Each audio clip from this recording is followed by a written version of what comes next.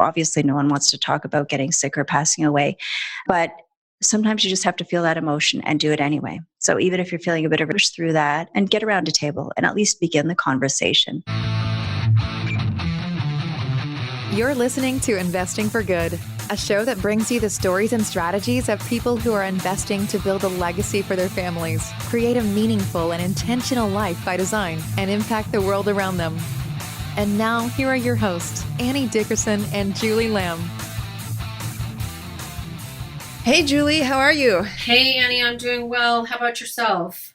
Oh, just trying not to go stir crazy over here in the house, trying to take different routes around the neighborhood as we're biking and walking. That's so funny. We did the same thing yesterday. We went into a different part of our neighborhood. We crossed a big street. We never go over there. It was like, oh, it's a whole new world. I was like, oh my God, this is amazing. Because we've been walking the same route every day in our neighborhood for the last month and a half. And so it was just so nice to see that.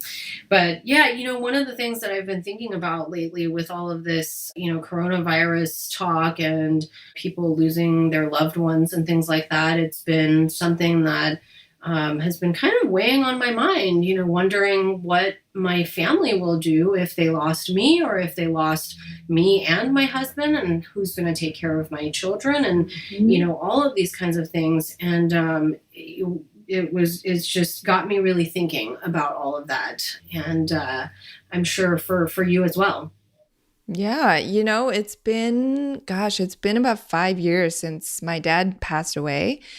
And he didn't do any sort of estate planning. He didn't really leave behind a will, a trust, nothing.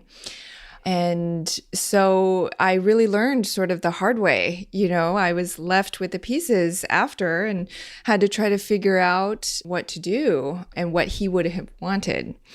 And so that's why I think the conversation with today's guest, Leslie Quinsay, is especially important. She's the author of the book Legacy, A Guide to Successfully Transferring Wealth from One Generation to the Next. And she had sort of a similar story. Her dad is okay, thankfully, but he had a health scare, which prompted her and her family to really start to talk about not just estate planning, but also succession planning for their family business, which is something I think that a lot of people don't think about. And so in this conversation, we dive into all of that, which is so pertinent, especially right now with the COVID-19 pandemic. It's a great time to start having some of those difficult conversations, even though they may be awkward at first, but, it can be very, very relevant and very important. Mm-hmm. Yeah. And I, sometimes having these conversations with your family is not always easy. And so I asked her, in this episode, I asked her about how can you have these difficult conversations in a way to make it a productive meeting? And one of the things that really stuck with me was that she had said to find touch points that are meaningful to the others in your family, because that will help them inspire discussion around these topics, because now you're talking about something that's really important to them. And it could be anything, that's important. You just have to know what that is and start talking about that. But I think, as you mentioned, having those conversations is really the important takeaway that I got from this. She offered so much valuable insight into how she handled it, tips and tricks that she, mentions in her book, and is so relevant right now. So it was a good one. So to all our listeners who've been shying away from those difficult conversations, now is the time. Enjoy this episode with Leslie Quinsay.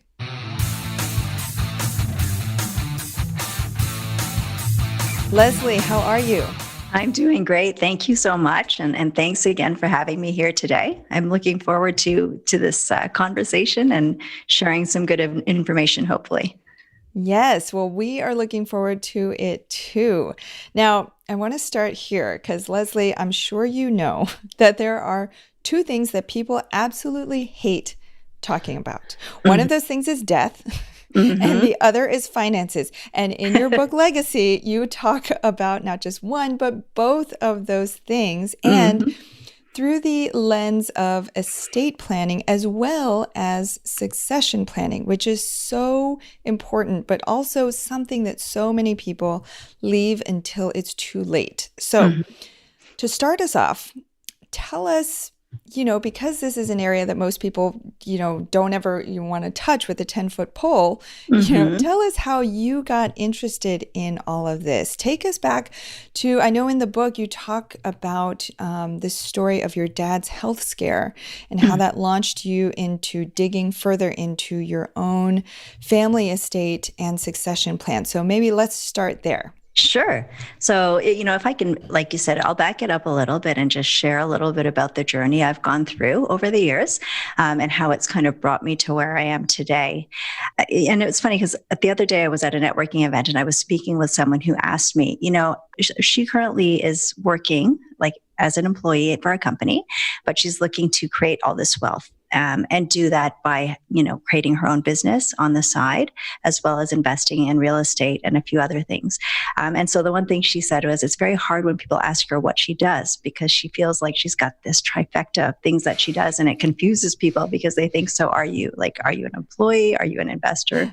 Who are you?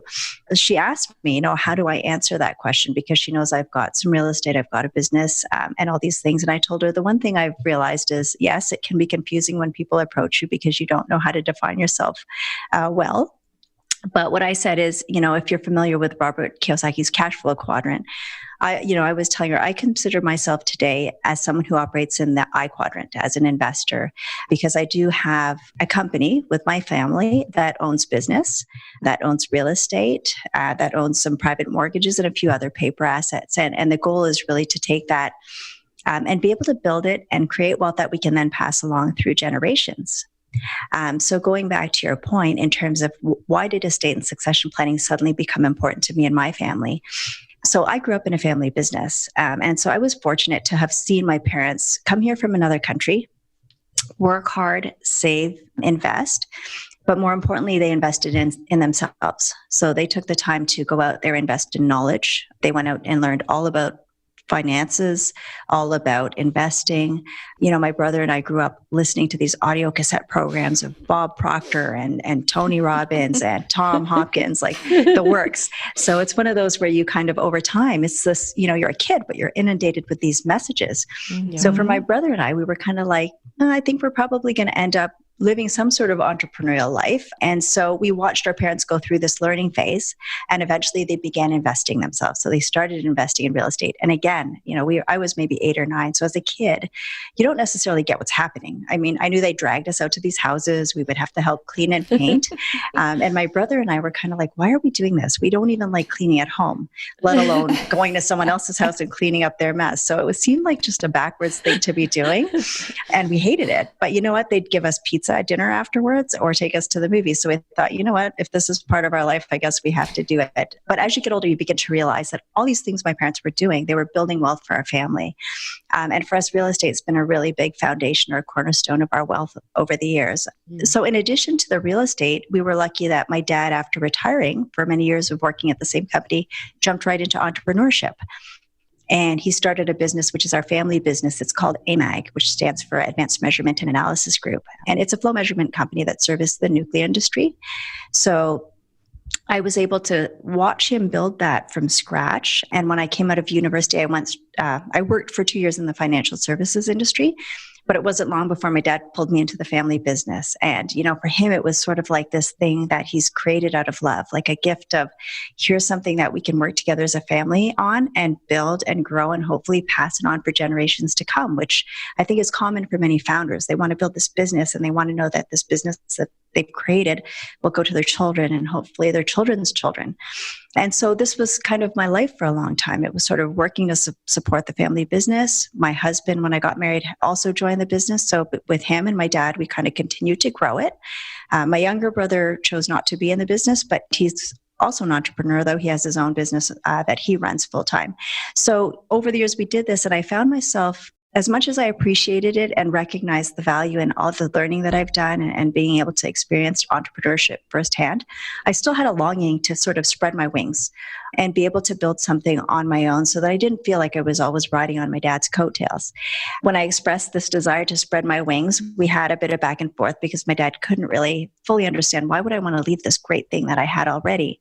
But he let me go, and so off I went. And I began pursuing some real estate investment opportunities and moving on into commercial investing and stuff like that. And things were going well. I was in this phase of growth and building something new, and I was so excited about it. And then my dad had a heart attack. And obviously, when I left the business, he was in great health. So as a family, we never really thought, oh, we should talk about the day you might pass away or get sick. It's not really something that you think you need to talk about. And I think that's common with many people, because when I chose to write the book, I actually spoke with many different entrepreneurs and investors and sort of asked them, how much planning have you done? And not surprisingly, most of them hadn't really gotten to that point yet. And the reason that they explained to me was that it just didn't seem like a priority, or it just doesn't seem like a priority now. And it never does until something happens.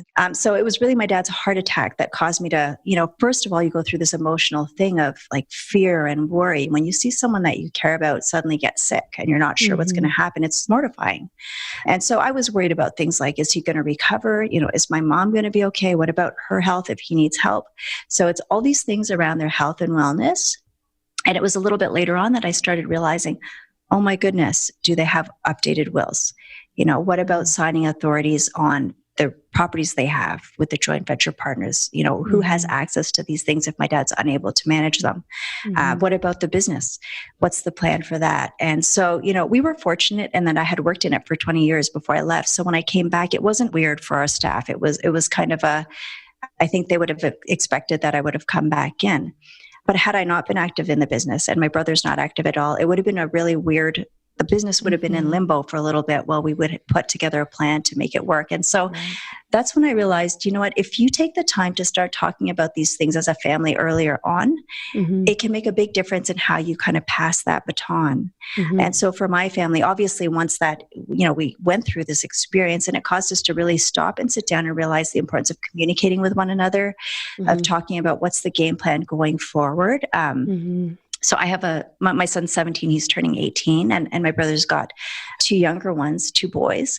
And now we're at that stage where we're talking about, what about them? What about the future for them? Because we recognize that assuming you're going to pass a business on isn't necessarily the smartest way to go. I think what you really need to do is focus on how you're going to transition the wealth, and not just a specific business. So, for instance, if the kids aren't interested in taking it on, is that business positioned to be sold in the future so that the wealth can then transition to the next generation and they can grow it in whatever method or whatever way is most meaningful to them, because maybe they won't have an interest in this type of thing. So that's kind of where we're at as a family now. And it's ongoing. I mean, we've done some paperwork, we've updated wills and all that sort of stuff, but the conversation is sort of ongoing.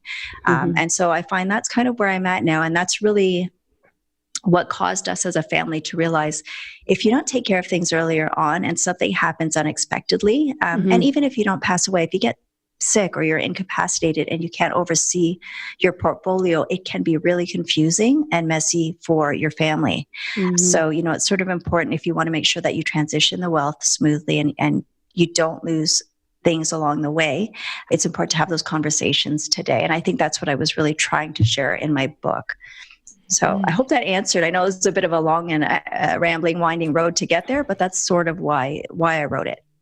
I'm curious, do you have any suggestions for people out there who might struggle with communicating about these topics? And, what would be your advice? Because I certainly have encountered that with not my family, but my husband's family. And, this is all very real for me. And, not anything necessarily that I went through, but just something on my side of the family that we're very proactive about. And we, my mom has talked about it for a long time. Like, here's what's going to happen when this happens and that happens. And I have all of this long-term care insurance, et cetera, et cetera. And so I come from a place of where we plan for that kind of stuff.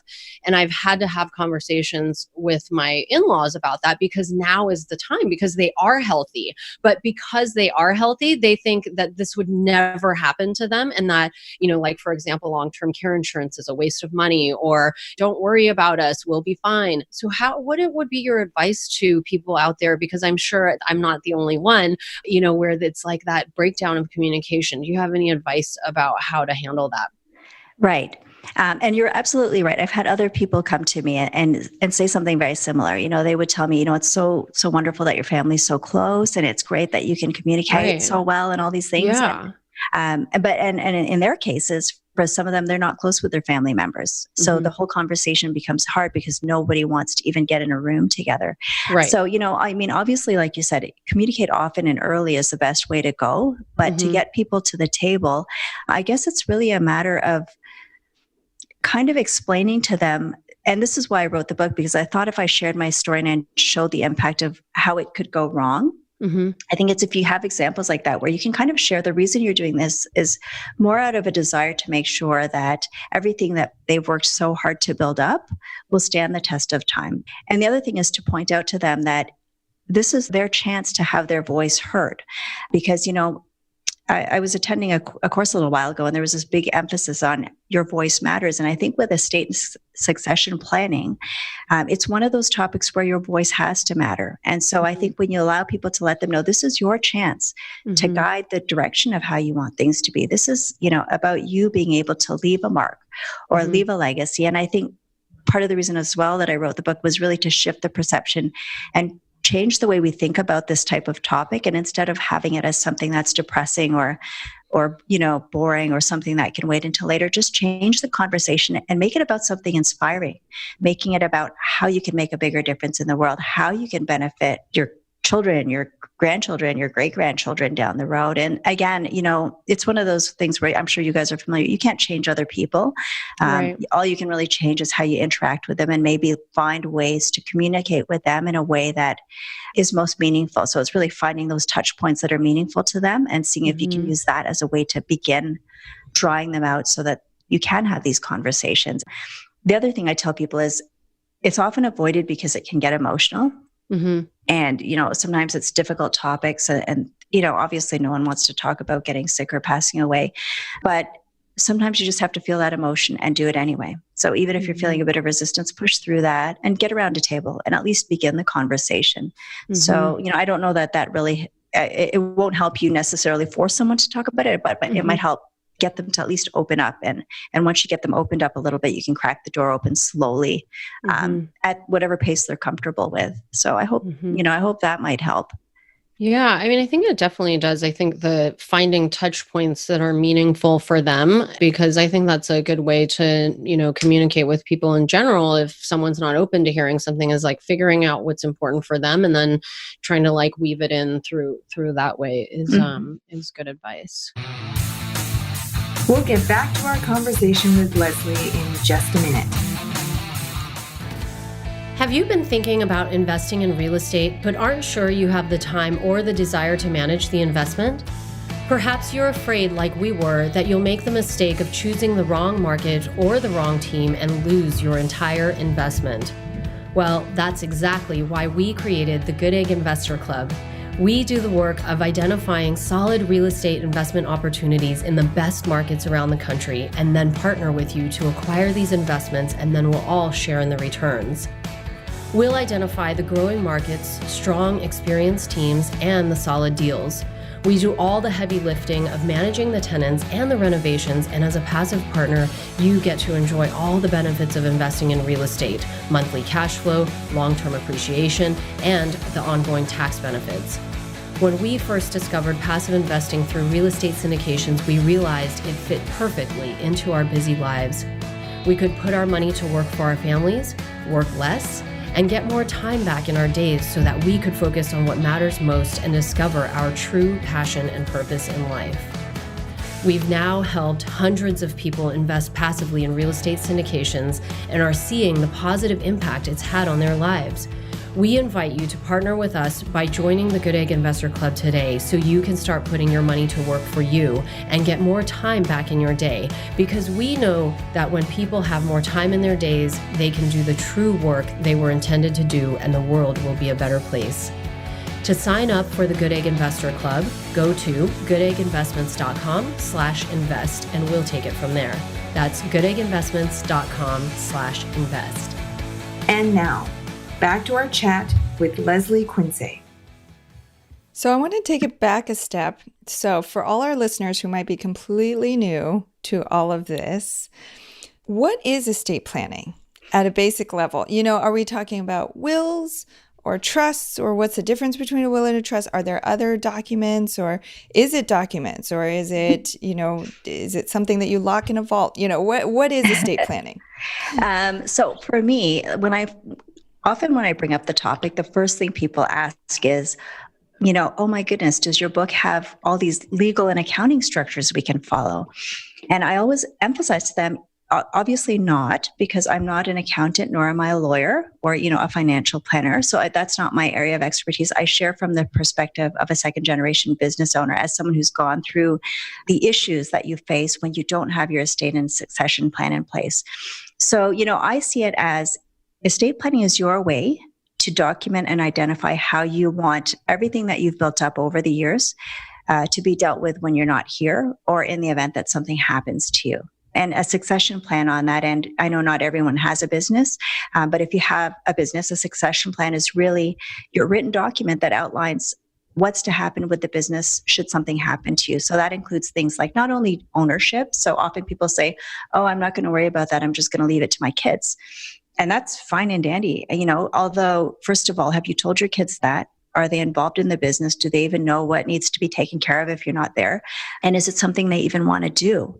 So I think even before you get to the point that you're making this wonderful plan and making assumptions, you have to have conversations.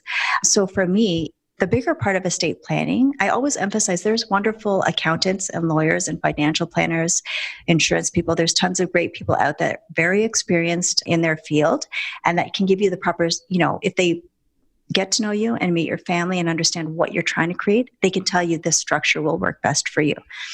So there's wonderful people out there, and it's really finding that team of experts that you connect best with. But the beginning of it really starts with you. It's what are you trying to accomplish? And when you go through this process, you should really include your family members in it so that they're kind of aware of what your expectations are. And if, when it comes to business, if you find maybe that's something your family doesn't look to carry on, it will change how you set your goals, because then perhaps rather than thinking it's something that you'll leave for your children, maybe it's something that you build up for a certain period of time and you sell and you allow the wealth to pass on to your children, and they can then grow it or snowball it in whatever way works best for them. So for me, estate planning at the heart is about you and really just having your voice heard about what you want to happen, because we all work so hard. Like, we get caught up in this day-to-day hustle and bustle of building our businesses. And it's the fun stuff, right? I mean, we're growing, we're building, we're looking for opportunities. And I love that stuff too. So it's easy to overlook, who's thinking about when you're not going to be here. We don't want to go to that point, but really it's just about being smart. It's about having like a defined exit strategy, but for life. So estate planning for me is really, it comes from within. It comes from understanding what impact you want to have and what legacy you want to leave behind. Mm-hmm. And then it starts with conversations around the people that are close to you. Mm-hmm. And then taking that information, once you've kind of taken it as a family, then going out to the experts. And I think often we do it backwards. Mm-hmm. We think, oh, this is something I just have to do. So, you drag yourself out, you go see maybe your lawyer or whoever, and you hope that they'll give you the answer. Because you're thinking, oh, you're the expert. Why don't you just tell me what everybody does? Right. Okay, you want me to sign this? I'll sign this. And I know, because our family did that initially. So we signed these wills, and then I got home and I was reading it, and I thought, there's all these words in here. I had to call my lawyer. I told her, I don't even know, what is my issue? I didn't know that was referring to my children. I was like, why do you call them issue? Why can't you just call them children? Mm-hmm. It would make it much easier to read. But often we hope that the experts will have the answer. And really, it's kind of up to you. So the team I'm working with now, I found what they did is they spent so much time just listening to our family, asking questions, clarifying, are you sure this is what you want? Is this how you want it to look? And then they dug deep into, my son's almost an adult now, but my brother's got younger children. So when it comes to your children, things like that. Who's going to care for them? Who's going to oversee whatever inheritance you leave for them? How will it be released to them? All these sorts of things need to be addressed. And again, like I said, you really have to dig deep within yourself to identify. I know when I picked an executor the first time, I just picked someone.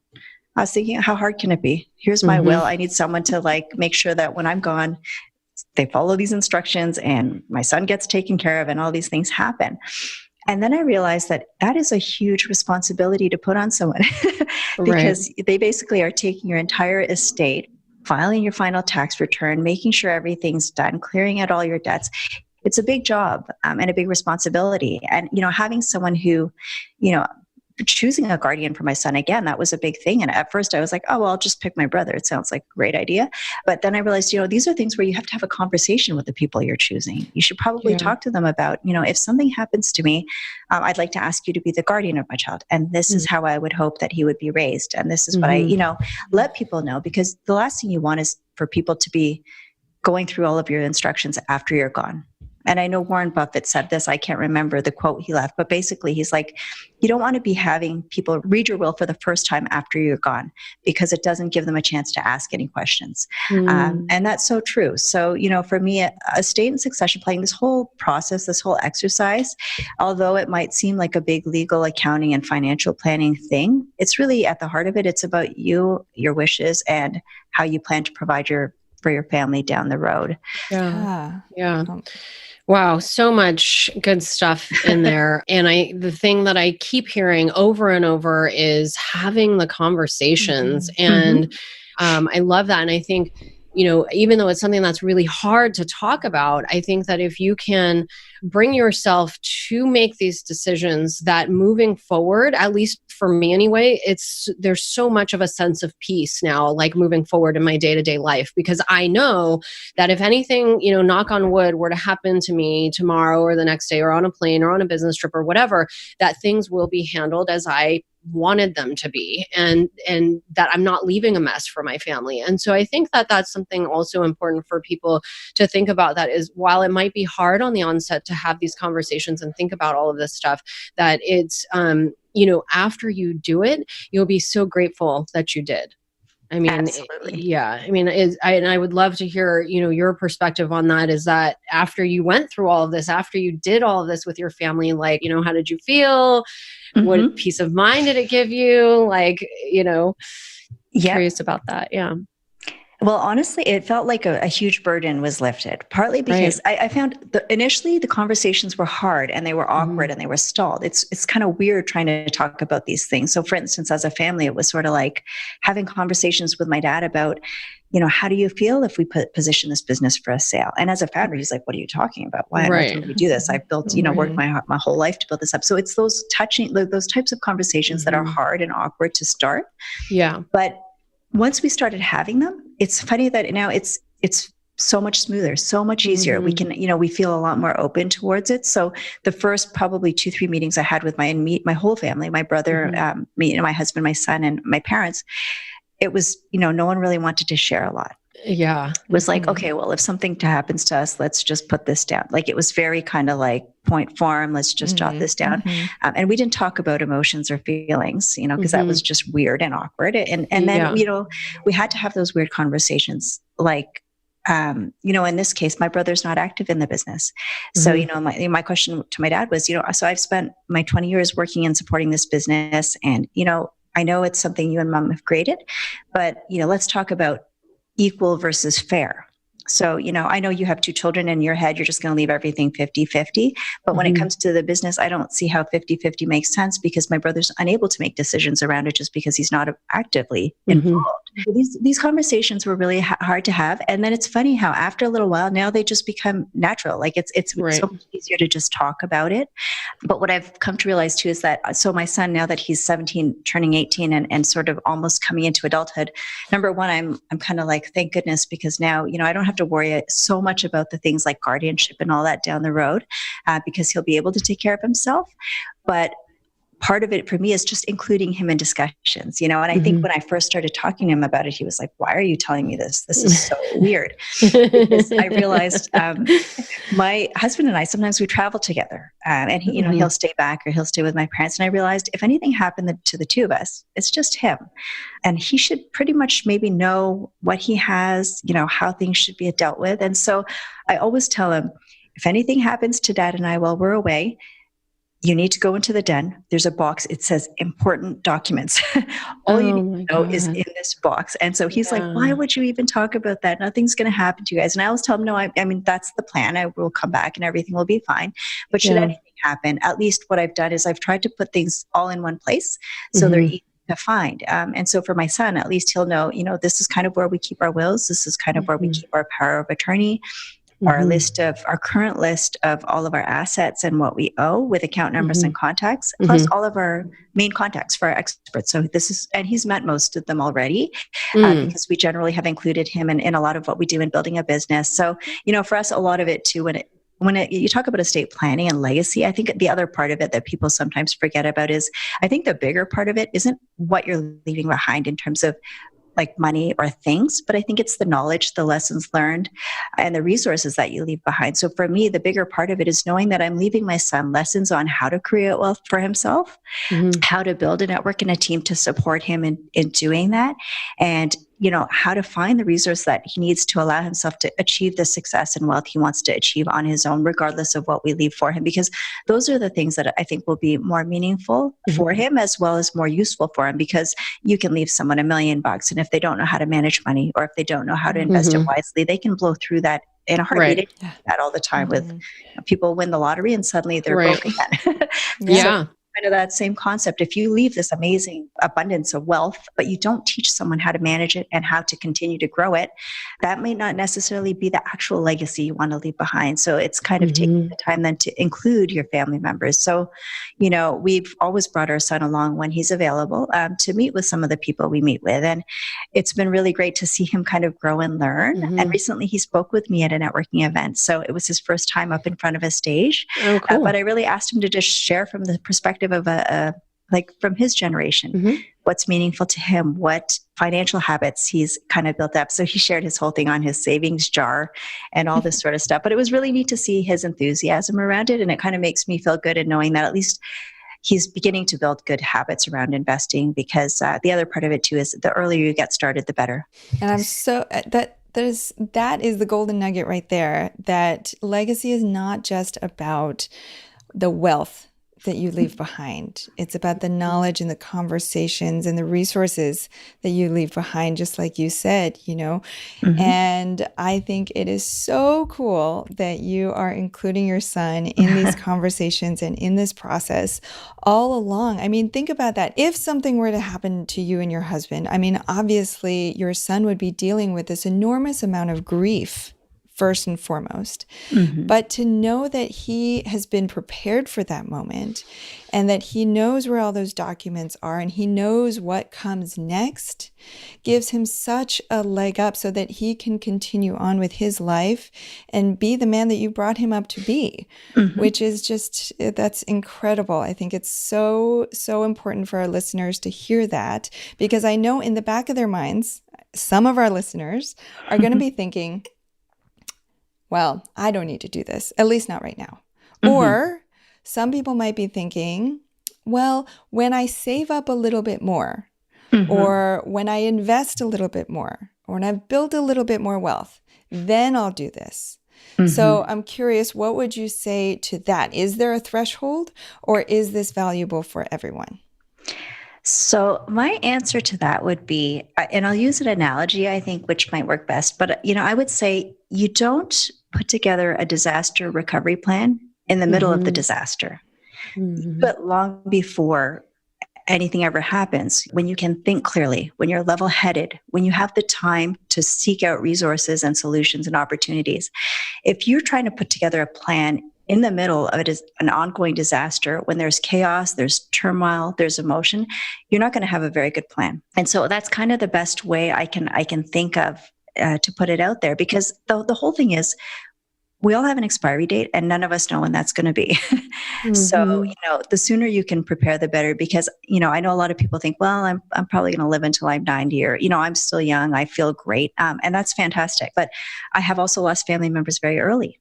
I lost two cousins, one in her 30s, one in her 40s, both of them to illness, but one was much more unexpected than the other. And they both left behind three children. So suddenly at a young age, these people that were so close to me, that meant the world to me, they were suddenly just gone. And it was very unexpected. You don't plan for things like that. And that's the whole point of planning now. The sooner you can act, the better, because then, you've got a leg up on whatever may happen. And I know too, this brings up another point. It's just in terms of, even if you do get sick, are you going to leave some instructions in terms of how you want to be cared for your family, so that they're not trying to figure it all out. So, the last thing you want to be stuck with is, oh my gosh, something's happened. This person's had a stroke, they're not able to communicate, or, whatever, they're on life support. What were their wishes? If they haven't told you, then you're kind of sitting there wondering, did they want to be on life support for an extended time? Did they want me to pull the plug? And so suddenly you're left with this burden of making a decision on someone's health and wellness. And that's a scary place to be. I would hate to have to make any of those types of decisions. So, those are things you can take that burden away from your family by just being clear about what you want. I mean, maybe you won't care because you'll be unconscious or you'll be gone, but it's going to affect the people that you actually care about. So, if you care enough about them, then it's kind of leave them instruction, leave them a guideline on what you want. Absolutely. Yeah. And I can speak firsthand. I lost my dad about 5 years ago now, and we didn't have any of these conversations. I didn't know any of his wishes, and I was left at the tail end having to make that decision of whether to pull the plug or keep him on life support of some sort. And it was incredibly hard. And, when he passed, he had not made any sort of arrangements. He had a will, thank goodness, but he had not made any funeral arrangements. And so it was very hard. And so I can speak from experience that when you don't have those conversations ahead of time, it just turns a bad situation even worse. Absolutely. I'm so sorry to hear about your dad, by the way. Thank you. Okay, well, with that, shall we transition to the Investing for Good impact round? Sure. We can. I just want to ask one last question before we moved into the last bit of the podcast. I'm curious to know two things. How old was your son when you started to bring him around folks for the estate planning? My eldest daughter is 8 right now, and I'm starting to talk with her about real estate investing, and not just talk with her about it, but actually giving her the responsibility of monitoring the income and the expenses and all of that. So I feel comfortable there. But with estate planning, I don't know, like when is a good age to, start involving her in those kinds of conversations, or even letting her know what to expect too, right? Like saying, hey, just so you know, like in the event anything happens to mommy and daddy, like here's what we've decided. And again, like going back to having those conversations, right? Like, how do you feel about that? Is that something you would want? Maybe it's not. Maybe that's not what she would want. And we can have the chance now to have that dialogue about it. So what would you recommend there? So for us, my son was probably around 10. Like we've always included him from a very early age. I mean, he may not have fully understand, some of these meetings that he sat in on. He'd be playing games or sitting in the corner. But we've always talked to him about, so we'd explain to him, we have a will, and if something happens to us, you will stay with so and so. Like just the basics around, like if something happens, this is where you're going to go. This is who's going to watch over what you have. And that's just so that if anything happens, he already has an awareness of, he's not going to be all upside down about who he's living with and all this sort of stuff. And you're right. I mean, he didn't really have much to say about it when we brought it up, although you're right. I mean, they might have concerns around, who you're choosing as their guardian, or maybe, they might have some sort of input that they want to give. And, when kids are young, they don't always fully understand what's going on, but they are absorbing it. And, when you mentioned your daughter being included in real estate, we've done the same with our son, because we thought, you know what, just to expose him to it, he may not fully understand what it means, but and now I see that now that he's older, all these years of bringing him around, showing him what we're doing, it really has paid off, because I can see that he thinks about it. He understands it. It's not unusual for him. Whereas for some of his peers, they're like, what do you mean? Your parents have extra houses, or, they don't always get it. And so for that, we've always brought him for meetings like that, with our, when he was probably around 50, it started high school. He had a bunch of money he had saved up over the years. Some of it we forced him to save, like when he was younger. And some of it's just that, every time he gets birthday money or Christmas money, we've encouraged him to set some aside. So he had this chunk of money. And I guess as a kid, sometimes you have chunks of money and you think you're so rich because you're like, Mhm. wow, I have a few $1,000s, I'm loaded. So he thought he was pretty loaded. And he saw us buying properties. So he was like, Mom, I want to buy a property. Yeah. I'm going to go out and do this. And I was like, okay. He's like, what's your plan? And he's like, well, I have this money in the bank. And I was like, I don't think that's enough. And he's like, no, I know. But he's like, I saw that you went to see your mortgage person, so I need to borrow some money. So I thought, okay, I can discourage him or I can actually take him. So we set an appointment and we actually took him to meet our mortgage broker. And so being in high school, he didn't really have income. I mean, he had part-time jobs. He was doing some, timekeeping at the arena and stuff like that. So he had a little bit of money coming in, but nothing significant. So we brought him, and it was so hard as a mom because I had to just sit there and be quiet and listen as he was explaining to the mortgage broker that he's got all this money in the bank now, and he brought his bank statement, and he's like, he's just wondering, he's going to buy a property, so what does he need to do to borrow money? And it was great because when you have team members that kind of understand, so my mortgage broker kind of worked through it. He's like, okay, how much money do you earn? My son's like, okay, I make like $50 a week or whatever it was, and he worked through it. So he actually went through the process. He's like, okay, based on what you have and what you've saved, maybe you can buy a property for $80,000. And my son looks at me, he's like, can I buy a property for $80,000? And I was like, not in anywhere around here. But, I'm sure somewhere in the world there might be something in that price range. But it was a big learning experience for him because he began to realize, it's not like you can just get out there and do this and it's magically comes. There's work involved. You have to save, you have to build capital, which is why now he's been on this binge of like setting aside as much as he can so he can build that capital. And it's hard because as a parent, I want to just give him everything. Like I want to go out and help him buy that property and make it for him. But I realized by doing that, I'm not giving him the gift of the sense of accomplishment on his own or the gift of learning how to do it and learning how to overcome the obstacles he faces. So I've kind of been letting him, and so to this day, he doesn't have a property yet, but he's working very hard to kind of get there. And now he's been seeing us do some private lending. So he's like, could you be my private lender? And he's like, I'll pay more and all this sort of stuff. So it's kind of cool to see him working through it. He's learning the art of negotiation. Yes. Yeah. And he's becoming very good at it. So, as now that he's an adult, we're kind of talking as well about, you also don't have to wait until you pass away to pass on your wealth. These are things you can do today. If there's something that's meaningful to you or somewhere you want to contribute, you can put your money towards that today. And this is something I've talked with my parents about for a long time. My mom has always been big on, I want to give you what I can give you today. I'm not going to hoard it and then wait till I'm gone and then just leave it for you. If there's something that you need help with. And for my parents, that was for my brother and I, they paid for our educations, so it's things like that where there is an aspect of giving today, which can be more meaningful and more helpful to people as well. So these are things to think about, when you're sitting down with yourself and kind of really going through these hard questions and then beginning to sit with your family, you can think about these kind of things and decide, what are you growing and what are you going to leave behind later? What can you do today to make a difference and have an impact? And all important things. But again, like I think it's the lessons, it's the things that you leave behind for the next generation that will propel them to success. So it's taking the time to talk to them, having the patience to, if they've got questions and they want to learn, don't just kind of sweep them. A lot of parents are just like, oh, it's, you don't need to know that now. You'll learn that later. But take the time to include them. If they want to come, sure, it might take a few hours out of your day. If they want to go learn something, you might have to take them. But I think that investment in teaching them will probably pay off much more than anything you could leave for them. So yeah, I think it's great to hear that other people, that you're including your daughter as well, and involving her in actually participating and understanding the business and how it works and the in and out of money and all that sort of stuff. So really cool.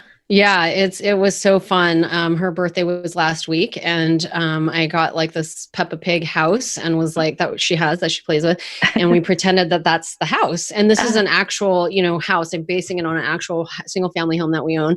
And I got like a little Lego piece, and said this is Anne, who's actually the name of our renter. And we ran through all the pieces. How much does she pay? Why does she want to live there? What are you doing to, make the place better? Why would she want to live there? The expenses versus the income and all of that. that. And she got it. And I was like, oh my gosh, I cannot wait for the day that she's, in her teens and can help other people understand, and maybe even her peers or maybe even some adults understand, investing and what it means and what it could mean for them in their lives. So it's, yes, it means so much for me. So yeah, thank you for that. Yeah. Okay, so let's move into the investing for good impact round. Sure. So first question is around investing in yourself. So what is one way that your investments are helping you to live a better life? I think when it comes to the wealth I've created and the investments that we have today, what it's given me really is flexibility and freedom. Not only to do the things that we love doing. So, as a family, we love to travel, we play sports, so we invest a lot of time and money and kind of paying for leagues and all that sort of stuff. But I think it's also allowed me to spend quality time with my family. So because of the freedom I've got, my son, in high school, for instance, he's played football every year. And so I've never had to miss a game. Because I can, even though some of the games are in the middle of the day, I have the freedom to be able to just pick up and go and schedule my day around being there for him during the times that are important for him. Same with my parents. Sandwich generation, it gives me the freedom and flexibility to support my parents as they're aging.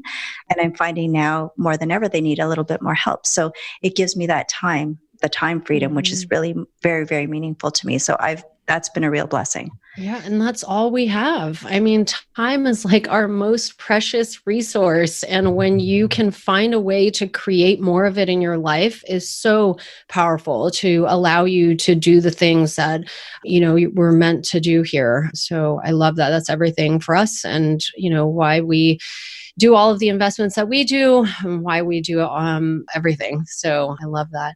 Okay. Second question is around investing in others. So what is one investment strategy or hack that you might be able to share? It could be around the succession planning, estate planning that, will help someone further themselves. It could be in investing or just personally as well. So I think when it comes to that, I would suggest, and I don't know that I'd call it a hack, but I would say, so in my family, we do family wealth creation meetings. So surround yourself with a group of people that can inspire and uplift you, but also hold you accountable to the goals that you set for yourself. So, the one thing I would suggest for anyone trying to get started is it can be a lonely road. But if you surround yourself with people that will help get you to where you need to be, that will push you beyond your own limiting beliefs, then I think that's a great way to be. And we've done it as a family just by getting together on a regular basis. Sometimes it's just my immediate family, but we've also had my extended family, like my cousins, my aunts, my uncles sit in, and we really just sit around a table. We get some wine and cheese. We share goals, kind of aspirations, where we're going, and we share struggles and challenges. And then we just try to help support each other, connect each other with resources if necessary, or if someone's already doing that, we try to kind of give a pathway or a framework on how to achieve that. And I think having a group that's there to lift you up makes a big difference. I think there's an African proverb. It's if you want to go fast, go alone. But if you want to go far, go together. So, my thing is, I think it's just having a community, and whether that be a mastermind group, whether that means finding a mentor, whether you do something like us and just have if you've got a family open to it, creating an environment that's safe to share and a place where you feel that you can kind of let yourself be pushed to the limit. So I would recommend that. Yeah, that's everything. When I first got into real estate investing, it was falling headfirst into Bigger Pockets, which is a community of other people who are in real estate investing, and then just started networking like crazy. And, certainly learned so much in those early days by networking and surrounding myself with other people who are, doing similar things. So love that. Okay. Last question is investing in the world. So what is one way that your investments are helping to make the world a better place? So I guess I would take that one and I would say, like, one of the things that I think that I'm doing to help make the world a better place would be just in sharing the lessons learned and experiences that I've had. And I think that's a big part of why I wrote the book. A lot of people ask, is there something behind it? Is there some financial motive? And there isn't really, because there's nothing else I have to offer other than the book itself. But really, the goal with that was to share experiences and lessons learned so that people don't make the same mistakes that we made in our family by waiting a little too long, and to really just provide a framework. So for me, that was a way for me that I felt I could leave a legacy, and it'll hopefully be able to help other families. And from there, if it creates a ripple effect and they can pay it forward by sharing that message with others, then I think that's kind of one way I was hoping to make a difference. Love that. Love And it. it is all for everyone who's listening. There's so much good information in the book, and Leslie tells such great stories. So you're going to love it. So, Leslie, tell our listeners if they wanted to follow up and get their own copy of your book, where's the best place to go? So they can head over to my website. It's www.lesliequinsay.com. And on my website, I have links to all the online retailers. So they're all in one place, and you can kind of choose where you prefer to shop. But it's available on Amazon.com and .ca, Barnes & Noble, Chapters Indigo. So it's available in a few different places. And you can purchase it as a paperback, or there's an e-copy as well. So just depends on your choice or your preference in terms of how you like to read. But Perfect. yeah, that's where you can find it. Well, lesliequinsay.com. So we'll definitely have a link to that in the show notes for all our listeners so they can get a copy of your book. Leslie Quinsay, author of Legacy, a guide to successfully transferring wealth from one generation to the next. Leslie, thank you so much for this rich and meaningful conversation with us so that we can start to have those conversations with our families, and hopefully will inspire our listeners to do the same. Perfect. Thank you again for having me on today, guys. I really appreciate it. You've been listening to Investing for Good, the #1 podcast for people like you who are investing to build a legacy for their families, create a meaningful and intentional life by design, and impact the world around them. For more resources, check out goodegginvestments.com/podcast. And be sure to join the Investing for Good Facebook community. And don't forget to subscribe and give us a 5-star review so we can continue to bring you amazing new conversations every week. Until next time, keep investing for good.